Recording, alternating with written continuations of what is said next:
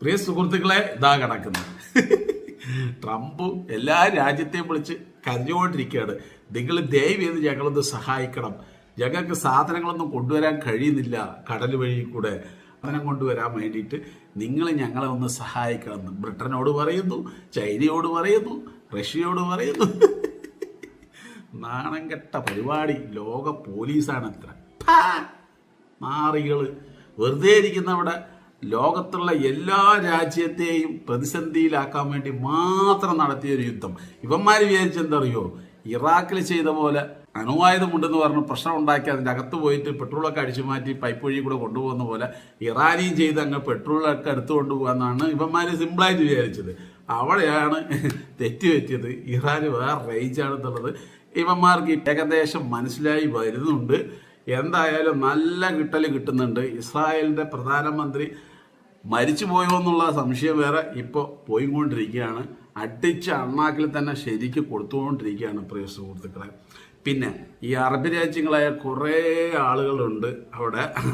അതിനെന്താ ചെയ്യുന്നത് വെച്ച് കഴിഞ്ഞാൽ, ഒരു മുസ്ലിം രാജ്യത്തിനെ തകർക്കാൻ എന്തെല്ലാം വഴികൾ ഉണ്ടാക്കി കൊടുക്കാൻ പറ്റുമോ അതെല്ലാം ഉണ്ടാക്കി കൊടുക്കുകയാണ്. അവന്മാരുടെ സ്ഥലത്ത് താവളങ്ങൾ അമേരിക്കയ്ക്ക് ഉണ്ടാക്കി കൊടുക്കുക. തീർച്ചയായിട്ടും അവർക്ക് കിട്ടേണ്ടതാണ് പണി, നല്ല പോലെ കിട്ടുന്നുമുണ്ട്. അതുമാത്രവുമല്ല, ഇന്ത്യയോട് അവർക്ക് യാതൊരു വിരോധവുമില്ല. ഇന്ത്യക്ക് സാധനങ്ങൾ കൊണ്ടുപോകാനുള്ള എല്ലാ സംവിധാനവും ഇറാൻ ചെയ്തു തരുന്നുണ്ട്. അവർ ബുദ്ധിപരമായി നീക്കുന്നത്.